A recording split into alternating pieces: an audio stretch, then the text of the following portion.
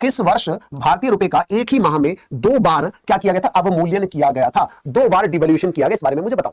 2 बार मेरे बच्चे क्या किया था, डिवैल्यूएशन किया जाता है, तो मुझे बताइए भैया, है ना, कब किया गया था। तो मेरे भाई अवमूल्यन क्या होता है, अवमूल्यन क्या होता है, पहले तो इस बात को समझिए। जब हम अपनी मुद्रा का मूल्य दूसरे देश की मुद्रा के संदर्भ में जानबूझकर कम कर लेते हैं तो इसे अवमूल्यन कहा जाता है। समझिए, इसे क्या बोलते हैं, अवमूल्यन। जानबूझकर अपनी मुद्रा की वैल्यू गिरा लेना, इसे अवमूल्यन बोलते हैं। कितनी बार हुआ, 3 बार हुआ। अवमूल्यन को लेकर पूछा कब हुआ, 3 बार हुआ दोस्त। ये कितनी बार हुआ, 3 बार आज तक टोटली अवमूल्यन हुआ। कब हुआ, एक तो 1949 में, पहला उत्तर बच्चे कौन सा, 1949 में, कल आपको चक्षु बैच में पढ़ाऊंगा भी मैं। 1949 में पहली बार हुआ, फिर 1966 में हुआ, फिर कब हुआ बच्चे, 1966 में हुआ, फिर बच्चे कब हुआ, 1999 में हुआ। कुल मिला के याद रखेंगे, सॉरी माफी चाहता हूं, 1991, ठीक है। कुल मिला के मेरे भाई 3 बार आज तक टोटली अवमूल्यन हुआ, इस बारे में आपको पता होना चाहिए। लेकिन जो 1991 में हुआ था वो एक ही माह में 2 बार हुआ था।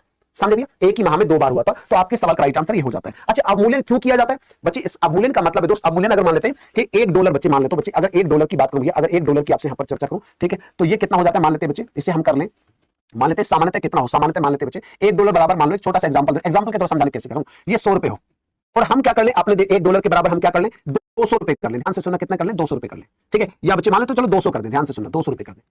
अब इसका मतलब मान लेते हैं बच्चे, मान लेते हैं मेरे भाई कि यहां पर मान लेते हैं भारत में चीनी, एक छोटा सा एग्जांपल देता हूं, भारत में जो चीनी है मान लेते हैं $100 किलो है। ध्यान से सुनना, कितना, $100 किलो चीनी है भारत के अंदर। अब कोई व्यक्ति, विदेश का कोई व्यक्ति भारत से चीनी खरीदता है, तो पहले $1 में उसे कितनी, एक किलो चीनी मिल रही थी, कितनी मिल रही थी, 1 किलो चीनी। अब उसे $1 ही खर्च करके 2 किलो चीनी मिल जा रही है। इसका मतलब दुनिया के देशों के लिए भारतीय सामान क्या हो गया, बहुत सस्ता हो गया।